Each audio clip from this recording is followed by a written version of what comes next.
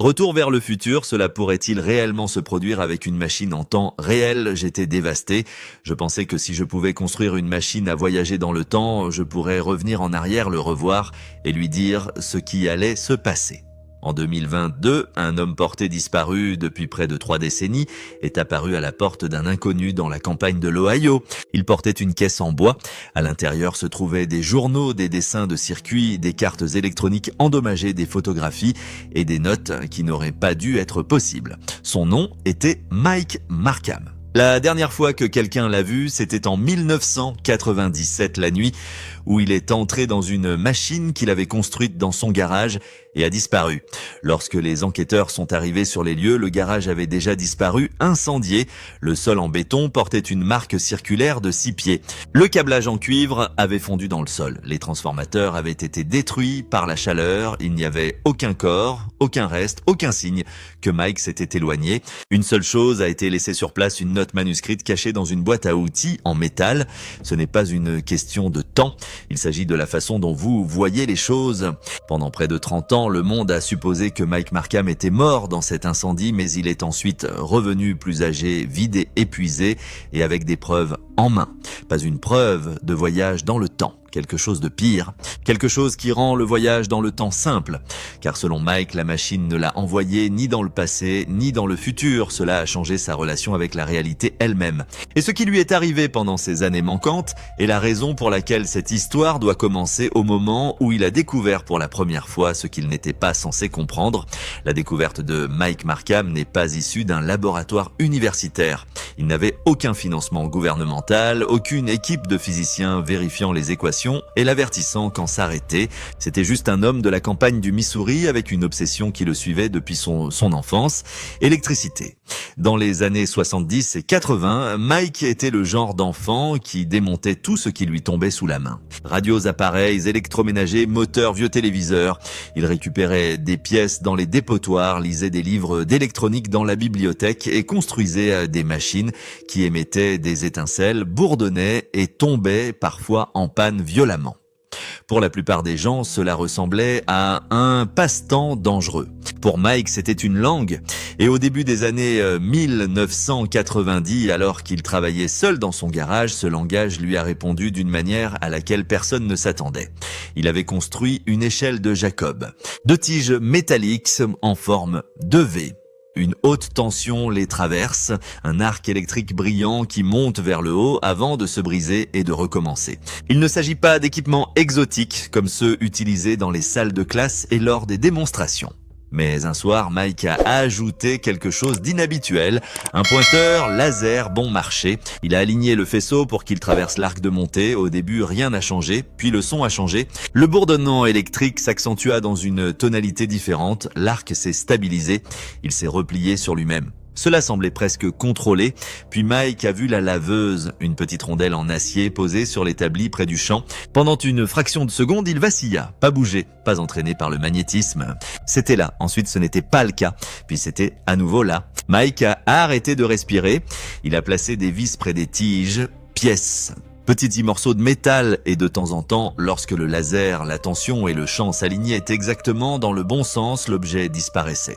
Seulement pour un battement de cœur, pas de flash, pas de coup, aucun mouvement visible. Juste une absence, un petit endroit vide où se trouvait la matière. Ensuite, l'objet reviendrait exactement là où il a commencé. Comme si la réalité s'était corrigée d'elle-même et espérait que personne ne le remarquerait. Mais Mike l'a remarqué. L'air sentait âprement l'ozone, mais il y avait autre chose en dessous, métallique, froid. Quelque chose qui lui fit raffermir la peau et lui faire dresser les poils de ses bras. C'était la nuit où la vie de Mike Markham s'est divisée en 2 moitiés. Avant le terrain et après. Il ne savait pas ce qu'il avait découvert, mais il savait une chose. C'était réel et il avait besoin que quelqu'un d'autre l'entende avant de se convaincre qu'il était en train de perdre la tête. L'appel en janvier 1995, Mike Markham a appelé Coast to Coast AM. L'émission de radio de fin de soirée animée par Art Bell était devenue un lieu de rassemblement pour l'impossible. D'étranges disparitions, rencontres d'ovnis, expériences secrètes. Art avait tout entendu.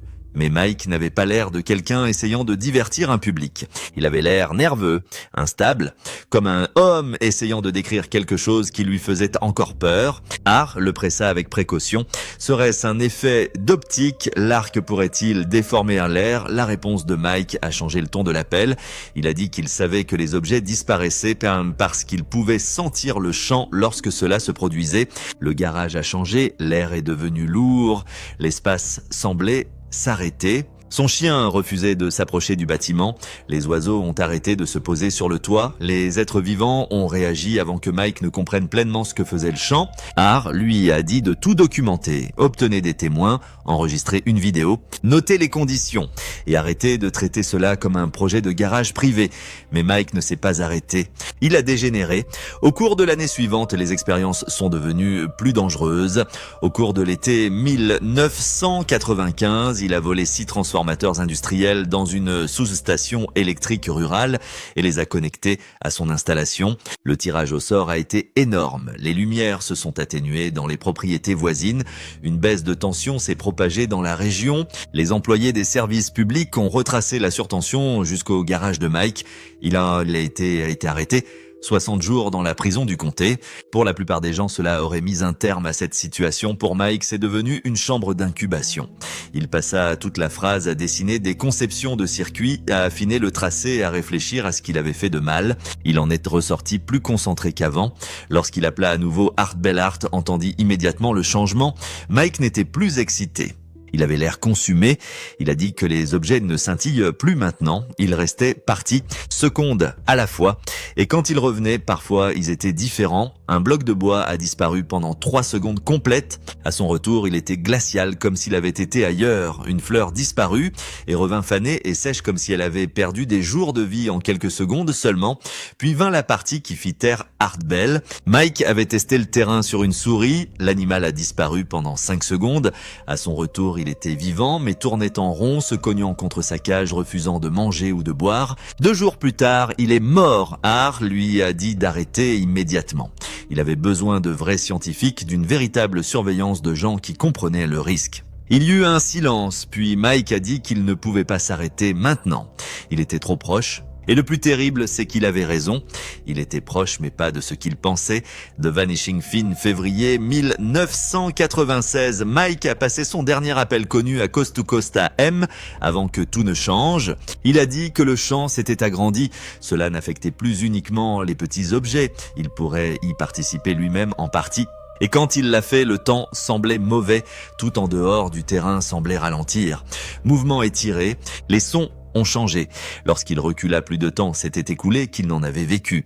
Art posa la question évidente. Mike avait-il construit une machine à remonter le temps? Mike a hésité, puis a dit qu'il ne savait pas. Il était peut-être temps. C'était peut-être une perception. C'était peut-être la réalité elle-même. Mais quoi que fasse le champ, il ne s'agissait pas seulement de déplacer des objets. Cela changeait leur façon d'exister. Art essaya à nouveau de le retenir, mais à ce moment-là, la paranoïa de Mike s'était durcie. Il croyait que les gens le surveillaient. Des voitures sont apparues près de la maison qu'il n'a pas reconnue. Il pensait que le gouvernement était au courant. L'appel s'est terminé par une promesse. Il rappellerait en mars. Il en apporterait la preuve. Vidéo, mesure. Tout ce qu'Art avait demandé. Cet appel n'est jamais venu. En mars 1997, Mike Markham a disparu. Son téléphone était déconnecté. Les lettres revenaient non ouvertes. La ferme semblait abandonnée. Puis le garage a brûlé. Les enquêteurs ont retrouvé les restes de la machine. Cuivre fondu, transformateur détruit. Des marques de brûlure brûlaient profondément dans le béton. Au centre du sol se trouvait un motif de brûlure circulaire de 6 pieds de diamètre. Mais il n'y avait pas de corps, pas d'os. Aucune explication. Seule la note dans la boîte à outils.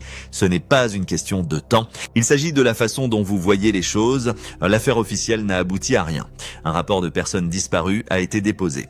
L'histoire s'est estompée, mais en ligne, Mike Markham est devenu une légende. Certains disaient qu'il avait voyagé dans le futur. D'autres ont dit que le gouvernement l'avait enlevé, d'autres pensaient que la machine avait ouvert une porte et que Mike l'avait franchie. Puis en 1998, la légende s'est encore déformée. Un chercheur sur Internet a trouvé une vieille coupure de journal datant de 1930. Un corps s'était échoué sur une plage de Californie. Mal. Début des années 30, portait des vêtements qui semblaient étrangement modernes pour l'époque. Dans sa poche se trouvait un petit appareil métallique rectangulaire avec des boutons et des inscriptions étranges. Lorsque l'image a circulé en ligne, les gens ont remarqué quelque chose de effrayant. Cela ressemblait à quelque chose qu'un expérimentateur de garage des années 1990 aurait pu construire. Mike Markham avait-il voyagé jusqu'en 1930 et était-il mort des décennies avant sa naissance? Il n'y avait aucune preuve, seulement une photographie.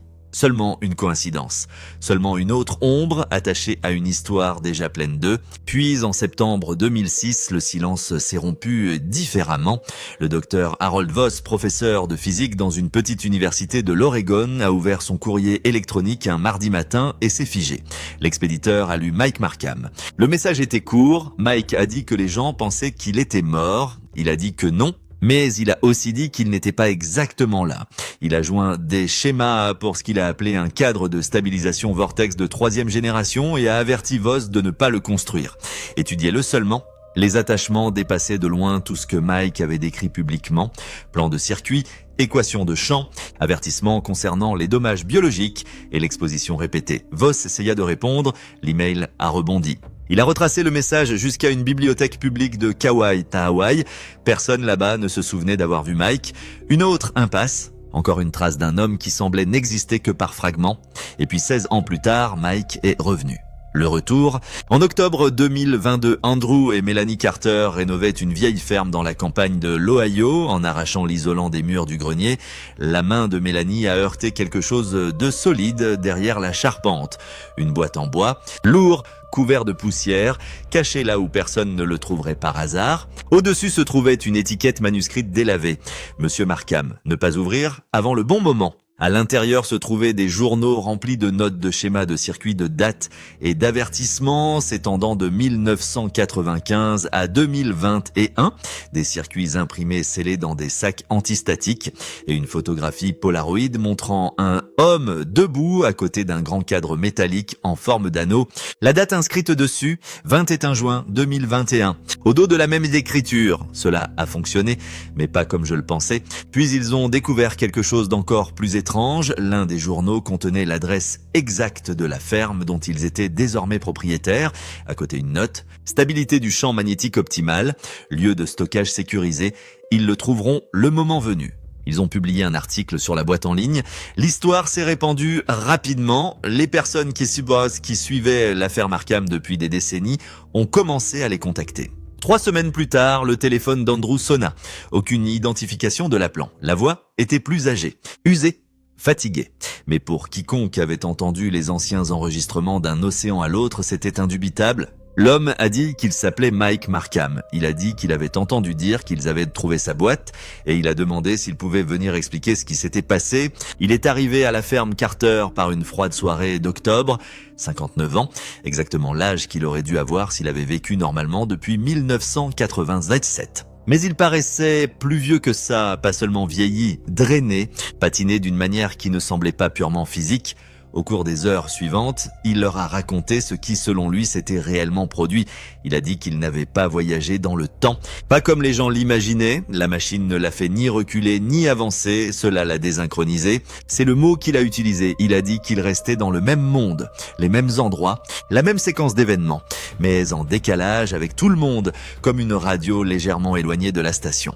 La musique est là, mais lointain, flou, difficile de tenir. Il décrit la nuit de l'incendie de mars 1997. La machine de 3e génération s'est stabilisée. Le terrain a tenu.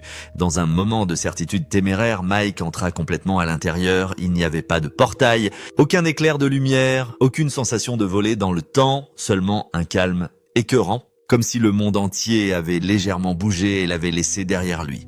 Lorsqu'il sortit, des heures s'étaient écoulées. La machine avait surchauffé. Le garage a pris feu. Mike s'est échappé. Mais lorsqu'il essaya de retourner à sa vie, quelque chose n'allait pas. Des amis ont reconnu son visage, mais ne se souvenaient pas de son nom. Son propriétaire se souvenait d'avoir loué à quelqu'un, mais ne pouvait pas lui relier ce souvenir. Les appels téléphoniques ont échoué. Les records sont devenus difficiles. Les conversations ont disparu de l'esprit des gens presque aussitôt qu'elles ont eu lieu. Mike a dit au Carter qu'il n'avait pas disparu. Il était devenu difficile à percevoir, difficile de se souvenir, comme si l'esprit humain pouvait le voir, mais ne pouvait pas le retenir. Et chaque fois qu'il s'exposait à nouveau à la machine, l'effet empirait, il est devenu un peu moins réel aux yeux des autres. Au fil des années, il a dérivé en marge de la société, des emplois en espèces, chambres temporaires, des endroits où personne n'avait besoin de traces écrites. Et personne ne poserait trop de questions s'il l'oubliait le matin. Il a continué à étudier la machine et la conclusion le terrifiait. Il n'avait jamais été temps. C'était une question de perception. Mémoire, observation, le mécanisme fragile par lequel les êtres conscients confirment qu'une autre personne existe. Mike pensait que la machine avait rompu cette connexion. Une personne n'est pas seulement un corps. Une personne est un modèle conservé dans d'autres esprits. Et Mike pensait qu'il avait endommagé sa capacité à se souvenir. Il a dit qu'il pouvait le voir maintenant. Il pouvait l'entendre. Il pourrait écrire ses paroles. Mais c'était fragile, et c'était de pire en pire. Lorsque les Carters ont demandé pourquoi il était revenu, Mike a répondu qu'il manquait de temps, pas de temps chronologique, moment mémorable. Bientôt il crut qu'il deviendrait complètement intenable. Présent mais inaperçu, vivant mais impossible à retenir pour l'esprit humain. Avant de partir, il leur a demandé 3 choses. Envoyer les revues à une archive de recherche privée, verrouiller le grenier, certains équipements cachés là-bas étaient encore magnétiquement actifs. Et n'essayez plus jamais de le contacter. Puis il se leva, franchit la porte d'entrée et disparut dans la nuit, sans mémoire. C'est la partie qu'Andrew et Mélanie disent ne pas encore pouvoir expliquer complètement. Au moment où Mike a quitté la maison, ils ont dû se concentrer pour se souvenir de son visage, pas des jours plus tard. Immédiatement. Ses traits commencèrent à glisser comme de l'eau entre les doigts, la couleur de sa veste, la forme de ses mains, le son exact de sa voix. Mélanie a attrapé un bloc-notes et a commencé à écrire aussi vite qu'elle le pouvait, parce qu'elle pouvait sentir le souvenir se dissoudre alors qu'il était encore frais. Andrew se tenait dans la cuisine, essayant de se souvenir de la voix de l'homme qui était assis en face de lui moins d'1 heure auparavant. Ils ne le pouvaient pas. En 1 heure, ils lisaient leurs propres notes comme des documents écrits par quelqu'un d'autre. Ils ont reconnu l'écriture, le papier, la tache de café sur le coin de la page, mais la mémoire vivante derrière ces mots commençait déjà à s'affaiblir. En 1 semaine, ils avaient besoin des notes pour reconstituer la conversation. Des années plus tard, ils ont déclaré que cette rencontre ressemblait à un film qu'ils regardaient tard le soir. Ils savent que cela s'est produit parce que les preuves sont restées.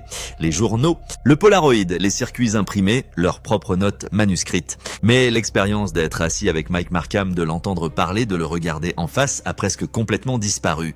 C'est ce que Mike appelait l'absence de mémoire, sans oublier quelque chose de plus profond, un effacement lent de la présence d'une personne de l'esprit, des personnes qui la rencontrent, tandis que les preuves physiques de cette personne restent bien en vue.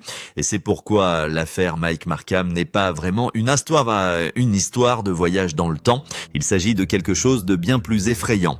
Qu'est-ce qui rend une personne réelle? Est-ce leur corps, leur nom, leur dossier, ou est-ce la capacité des autres à les percevoir, à les reconnaître et à les transmettre dans leur esprit? Mike pensait que la machine avait rompu cette connexion. Il n'est pas mort. Il n'a pas disparu dans un autre siècle. Il est devenu impossible de le retenir, un visage que personne ne peut décrire. Une voix que personne ne peut rejouer, un nom qui s'évapore dès qu'il est prononcé. Un fantôme vivant se déplaçant dans un monde qui ne cesse d'oublier sa présence. Les Carter ont tenu leurs promesses, les journaux ont été renvoyés, le grenier était fermé à clé. Depuis lors, il n'y a eu que des observations éparses et non vérifiées. Un homme ressemblant à Mike qui pose d'étranges questions dans les départements de physique des universités. Un participant à la conférence qui s'est présenté comme Mike Markham mais dont personne ne pouvait se souvenir clairement par la suite. Un résident du refuge doté de connaissances techniques approfondies qui est parti avant que quiconque en sache beaucoup sur lui. Chaque observation est plus incertaine que la précédente. Chaque témoin est moins confiant. Non pas parce que Mike se cache, mais parce que si son histoire est vraie, le monde lui-même ne peut plus le retenir clairement. Quelque part, Mike Markham marche peut-être encore dans des rues ordinaires, se tient debout dans des pièces ordinaires, traversant des vies qui ne peuvent pas le retenir. Toujours en vie, toujours présent, j'essaie toujours de laisser suffisamment de preuves derrière moi avant que le fil final ne se brise. La machine fonctionnait mais pas comme il l'espérait. Il n'a pas vaincu le temps. Cela ne lui a pas ouvert le passé, ni lui a donné l'avenir. Cela a supprimé la seule chose qu'aucune personne ne peut survivre en perdant. La capacité de rester réel dans l'esprit des autres.